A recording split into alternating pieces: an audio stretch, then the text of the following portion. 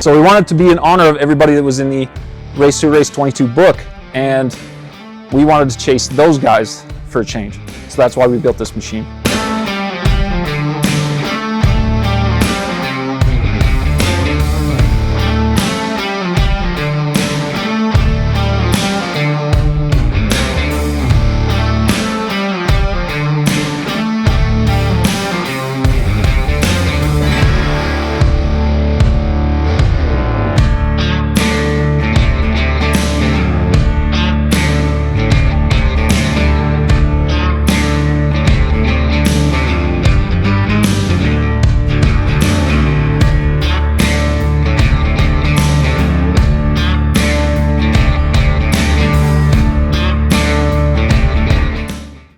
Hi everybody, it's Leonard Duncan.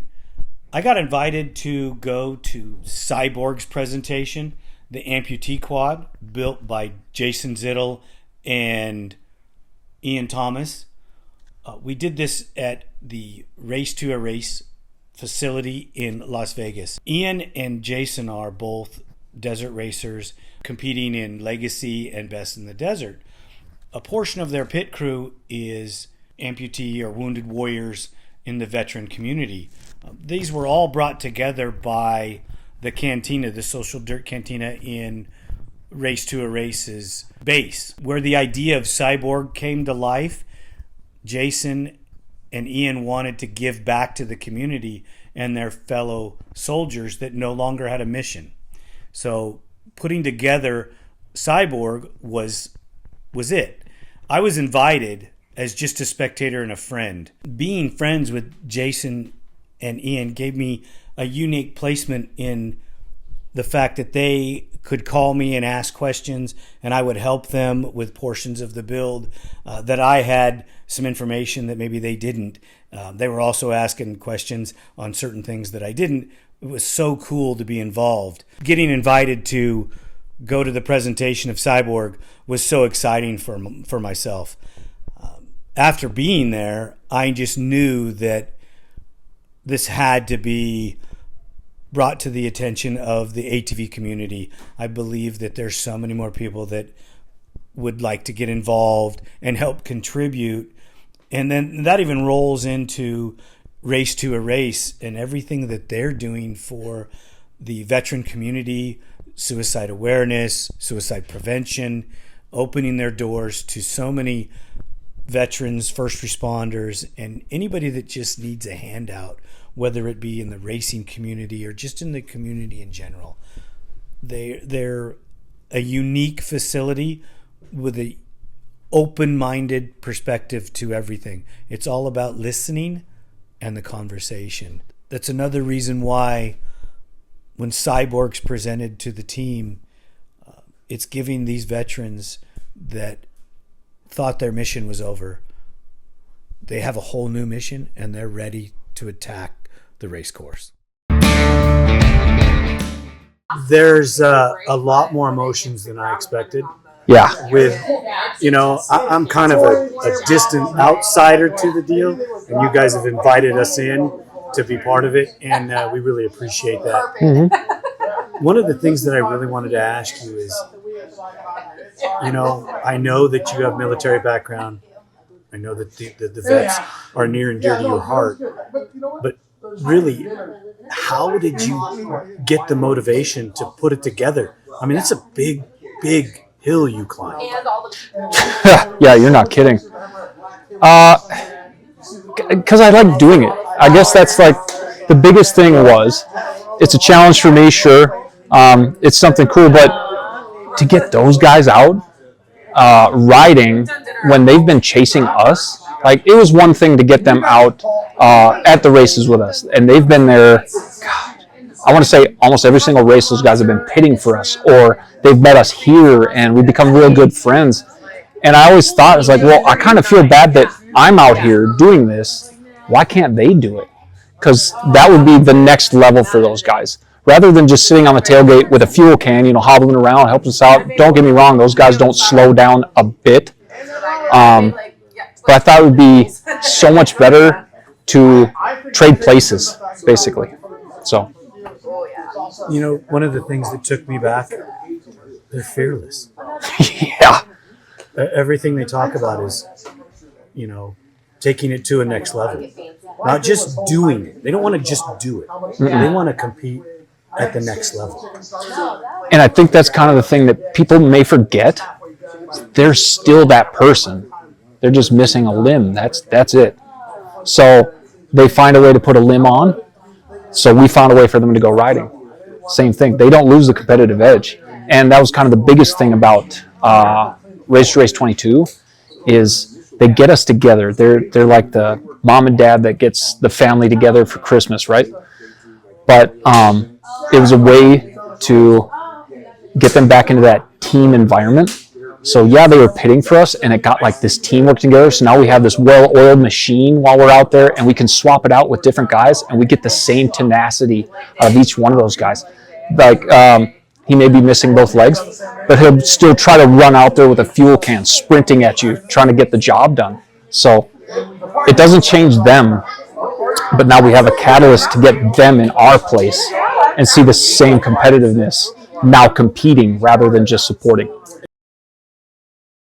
What you guys have going on here is pretty incredible. I need a little more insight on the Social Dirt Cantina. How did that start? And it's incredible the group of people that you have here. Well, it's a funny story. So my husband helps a team, Dallas Patrell, his trophy truck team, and they go to Mexico all the time, also with Brendan Gaughan from the South Point. They both have a trophy truck and a Class 1. Well, on several trips, they've gone to this facility, a shop similar to this, and there's been this bar in it. So the guys came home and said, Bill specifically said, honey, we need to build this cantina. And I said, well, we're trying to pay for the shop, So they kept telling me year after year, and then we got more immersed into our Race to a Race 22 and the events we were holding. So I thought, you know what? Maybe it's not such a bad idea. So we were very fortunate to have a group of veterans, some Nellis Air Force active duty come out, and our friends, and they built the cantina.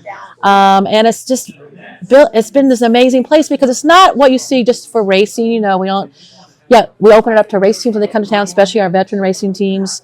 But it's a place that our local community, especially those we've connected with, they know at any time they can give us a call and just stop by. There's not a day or a week, probably a week that someone will give us a call, either law enforcement or veteran, say, hey, I'm in the neighborhood, can I stop by? And they just want to hang out. And it just turns into a conversation of, how their day is going. It's not about trying to delve into, their mental health, really. It's about just communicating with each other, hanging out, being there for them, having a safe place to go. And it generally will turn into a conversation that's needed, or we can provide a resource. But that's how it came about, and it's turned into so much more because now we've offered it to the National Guard meets here. They've held their leadership award ceremonies here. We have the first Cavalry of the Army National Guard have a leadership award ceremony here recently. We've had last week in the Super Bowl a family party. We partnered with Concerned Veterans of America, the Nevada chapter. We had over 100 veterans, active duty, and their families here for a Super Bowl event. And it was amazing because it was just getting together, a community, all different types of people, and just hanging out and being there for each other. And that's what it's about. It's really just being here for whoever needs something, and just offering a safe space.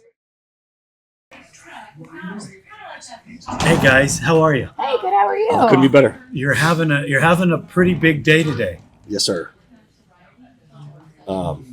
Pretty overwhelmed. This project has been a long time coming, and there have been an incredible amount of different folks that have supported this, and seeing it finally here all together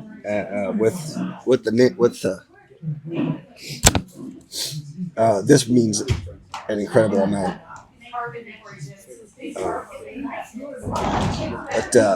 I'm just kind of feeling the weight of it now. It's also a responsibility. There's a lot of names on here that we need to represent well with this project, and so How about I think that one of the things that you might be feeling is you might be feeling that you're now responsible to promote these people. Well, these people are promoting you. These people are promoting that they can allow you to go out and do something that you never thought you were going to get to do again. And instead of worrying about making them look good, why don't you just go out and have a good time? That means You a lot. know, Yes, I sir. mean, there's no pressure from any of the people that I know that are on this machine for you to do anything other than that. I want to ask you a couple questions, young lady. What's going on with you? I know that this is focused on, him going out and riding Yeah. again, but it's got to be affecting you as well. Always. I mean, it's a brotherhood for a reason. I know I'm a female in this space, but it really is a brotherhood. It's a family, and these aren't just people that he served with. It's people that I've served with too, and it is really a huge, enormous weight to have the responsibility to safely carry them through this next experience, so that they can get the same kind of rush that we're getting out of this. Because this is what saves us, and if they had had the chance to do it, it might have saved them too. We hope you've liked the presentation of the Cyborg video. On February 27th, we'll be doing a featured video on the machine itself. So if you'd like to know more about Cyborg, please catch us on February 27th. Please like, share our videos, and subscribe wherever you possibly can. It helps us in the algorithm. Thank you so much.